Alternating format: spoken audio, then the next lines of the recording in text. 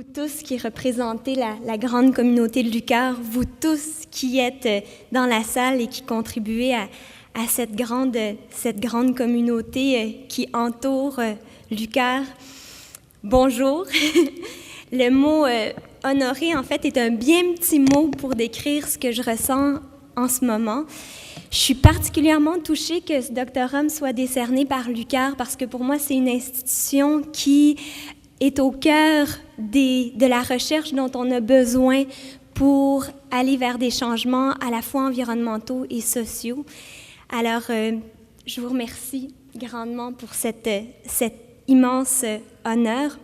Je suis aussi touchée parce que Lucar fait partie, évidemment, de Rimouski, du Bas-Saint-Laurent, une région que j'adore, où je passe les étés depuis l'an 2000, en fait, avec ma famille à l'Île Verte. C'est un des lieux, selon moi, qui est parmi les plus beaux au monde et j'ai quand même pas mal voyagé et je mesure mes paroles.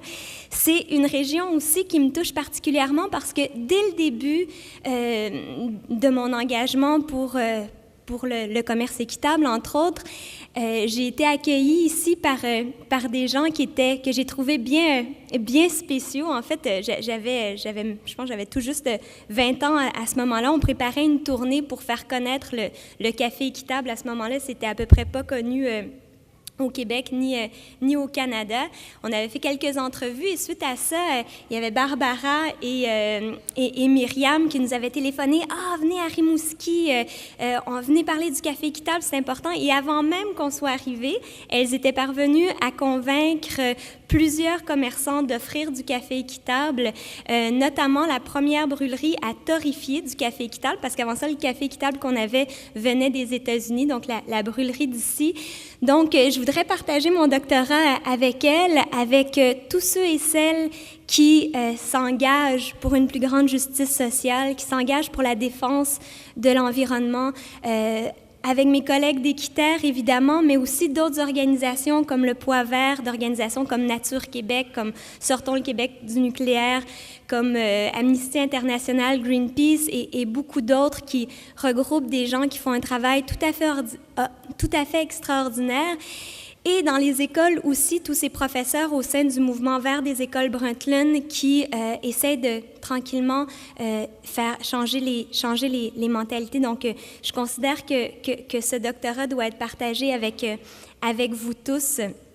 Et aussi vous dire en fait que je pense qu'aujourd'hui, plus que jamais, on a besoin d'engagement et on a besoin d'engagement dans tous les secteurs de la société. Il n'y a pas un seul secteur dans lequel on n'a pas besoin d'amener les questions environnementales, d'amener les questions de justice sociale. Et je pense qu'on a tous le pouvoir d'agir dans ce sens, même si parfois les gestes peuvent nous sembler tout petits, face aux crises immenses devant lesquelles on se trouve. Crise économique, vous l'avez mentionné, M. Ringuet, mais aussi crise sociale avec l'augmentation des inégalités qui est sans précédent, en fait, quand on prend les 1% les plus riches et les 1% les plus pauvres.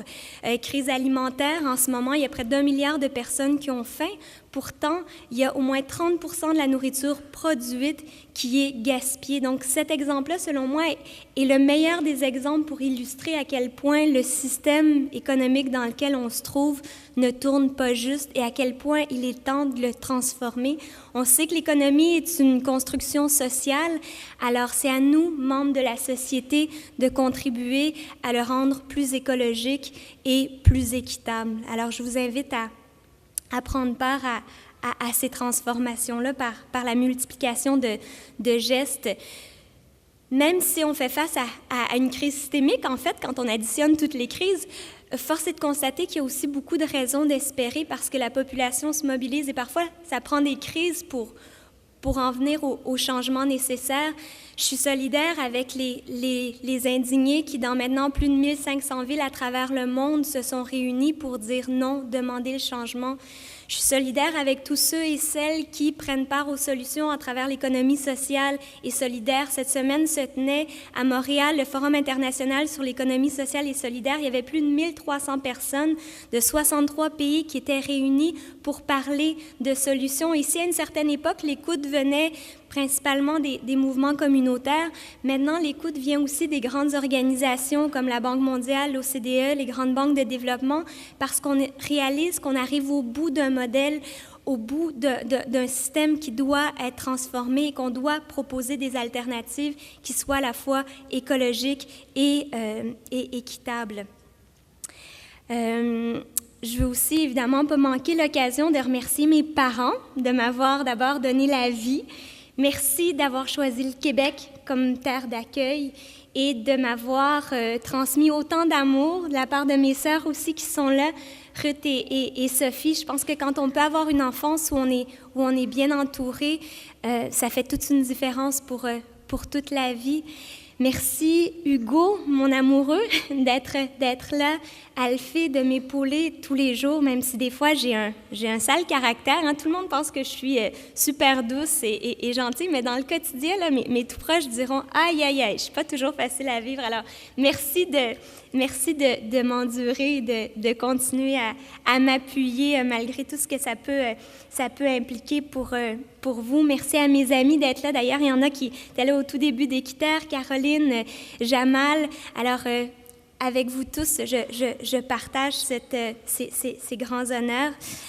En arrivant ici, il y avait une volée d'oies sauvages et puis j'ai pas pu m'empêcher de penser qu'on a beaucoup à apprendre d'elles. Vous savez qu'elles volent en V pour gagner en puissance et bénéficier les unes des autres de l'effort des autres, mais elles ont aussi la particularité de ne pas toujours être la même qui mène le vol, de s'échanger le leadership. Et je pense que nous tous ici présents, on est appelés à être des oies de tête. Des fois, ça ne paraît pas, des fois, c'est juste au sein de notre famille, des fois, c'est au sein de plus grandes institutions, dans notre milieu de travail, mais je pense qu'on a tous cette force et ce potentiel, on est tous appelés à mettre nos forces ensemble et à réaliser qu'en coopérant, encore plus qu'en étant en compétition les uns avec les autres, on va beaucoup plus vite et c'est beaucoup plus facile.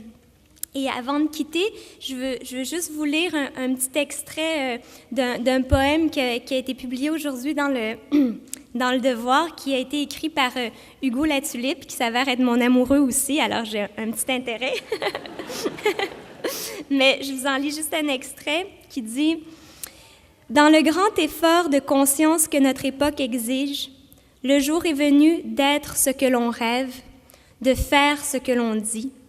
Le jour est venu de se bâtir une arche. » Moi, j'ajouterais que cette arche, pour moi, c'est une société plus équitable et plus écologique. Alors, merci à tous et longue vie à Lucar.